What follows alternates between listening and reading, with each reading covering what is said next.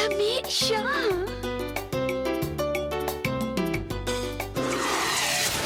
Mga puso na itong mahiligon og pan og puno sa tsokolate ang palaman.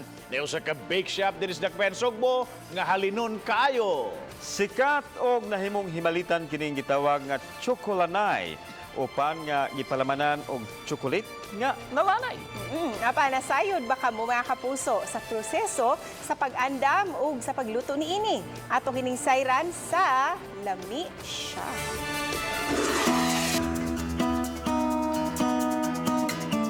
Tsokolate sod sa pan, kinsa bagyo'y dili maglaway niining gitawag nila nga tsokolanay.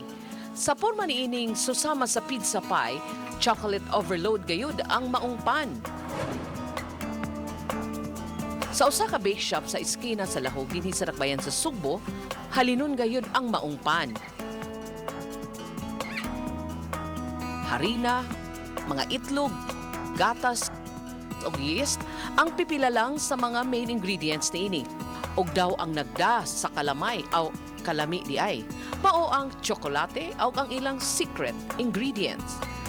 Gisagol ang mga ingredients aron makahimo og dough.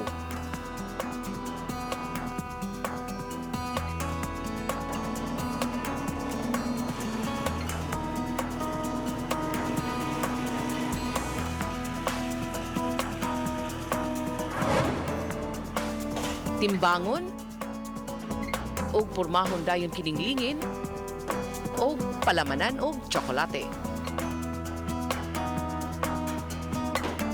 Gilata og dayon gipatubo og lutuon na usab sud sa 20 minutos. Og mao na kini ang finished product mga kapuso. Matod sa manager sa bake shop, nga sa tanang pan nga ilang gitinda, nag-una og best seller gayud ang tsokolanay. Mao siya paborito sa mga bata. Siguro sama sa mga tiguang, paborito na po na nila kahit tamis man.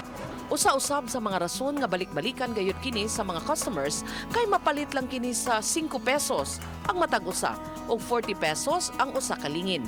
Apan pahimangno lang sa mga taas og sugar level nga pos lang una ta ug sa mga mahiligo niini hinay-hinay lang kay lisod na kun masubrahan. Uban ni Lian Singkulan o Jovel Obiso, Chelo Valiana, Balitang Bisdak.